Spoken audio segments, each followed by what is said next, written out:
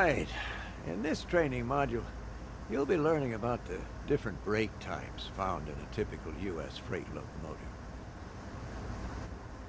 Take a seat in the engineer's position.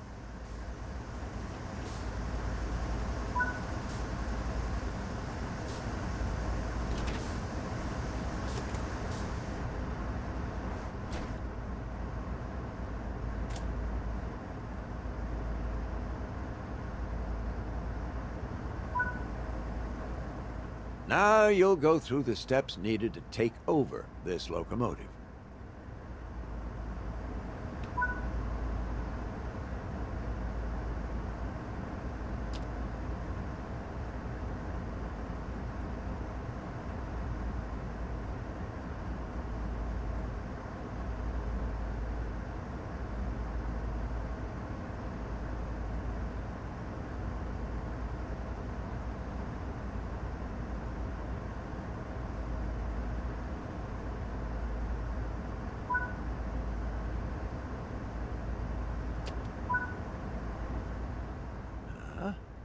This locomotive has three types of brakes: independent, automatic, and dynamic.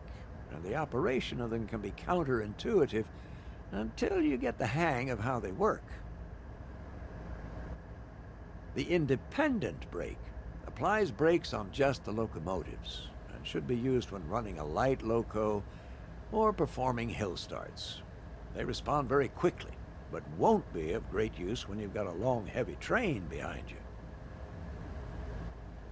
The automatic brake applies brakes on the entire formation and should be used when bringing a consist to a stop, assisting the dynamic brakes on steep descents, or otherwise making more substantial speed decreases.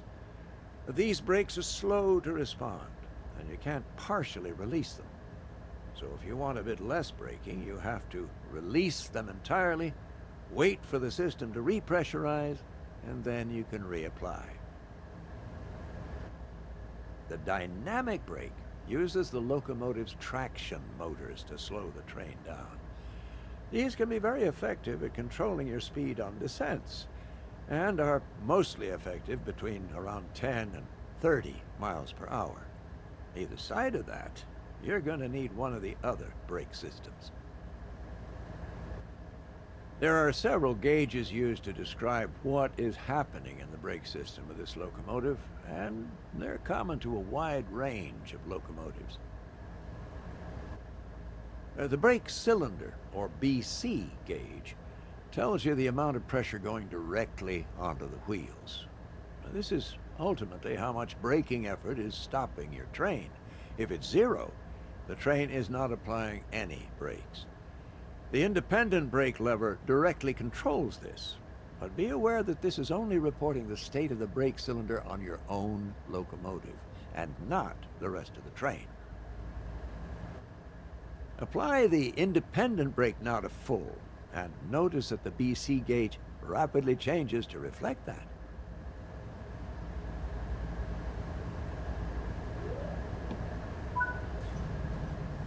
The brake pipe, or BP gauge, tells you the amount of pressure on the brake pipe that extends the length of the entire train. On U.S. freight, this is pressurized to 90 psi as normal.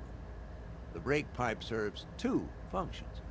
One is to provide air to all the freight cars down the length of the train so they can charge their own reservoirs.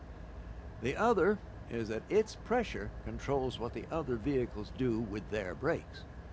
At 90 psi, the brakes on all vehicles will be released. As the brake pressure in the brake pipe drops below 90 psi, the other vehicles will apply brakes. Depending on the length of your train, changing the pressure on the brake pipe can be quite time-consuming, whether charging it up to release the brakes or reducing the pressure to apply them. And this is the reason that automatic brakes are tricky to use. The brake pipe works in conjunction with another system called the equalizing reservoir. Because charging the brake pipe is time-consuming, and you don't want to be watching that to find the right pressure, The equalizing reservoir is a much faster responding gauge and is what you primarily use to control the brake pipe. The automatic brake handle controls the equalizing reservoir. Apply the brakes a little with a lever, it'll cause the equalizing reservoir to lower in pressure rapidly to the desired level. This causes the brake pipe to begin slowly changing to match the equalizing reservoir, and it'll automatically stop once it has done so.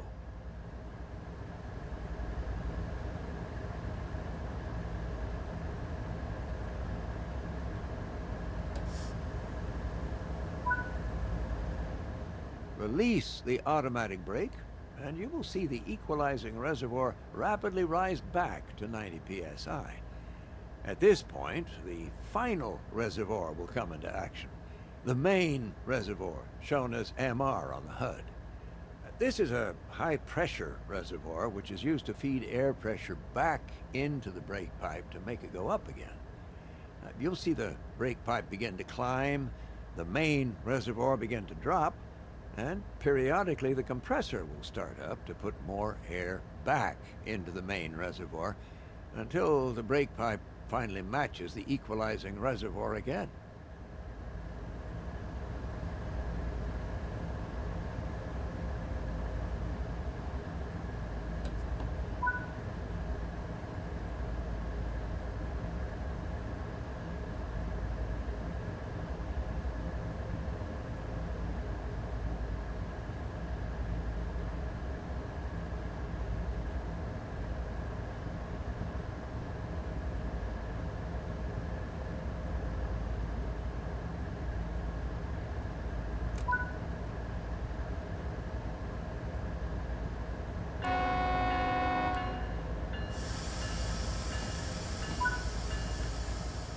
Now there are some key behaviors of this system to remember. The longer the formation, the slower the brake pipe will be to respond. You cannot partially release automatic brakes.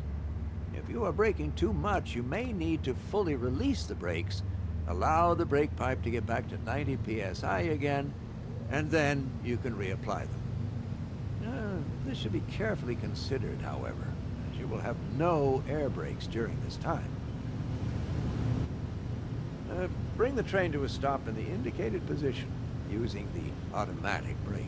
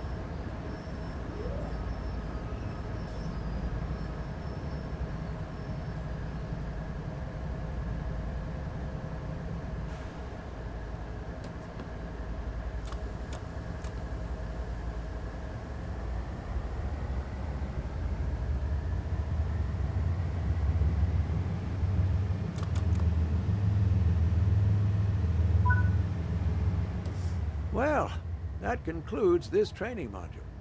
It's covered a lot of theory, but understanding the way these brakes work will help you understand why your train reacts the way it does. These freight trains are nothing like modern passenger trains with fast-acting and fully controllable brakes. But equally, they must manage massive, long, and heavy trains on steep gradients. An entirely different kind of challenge. Run this module again in the training center, and repeat it any time you need a refresher.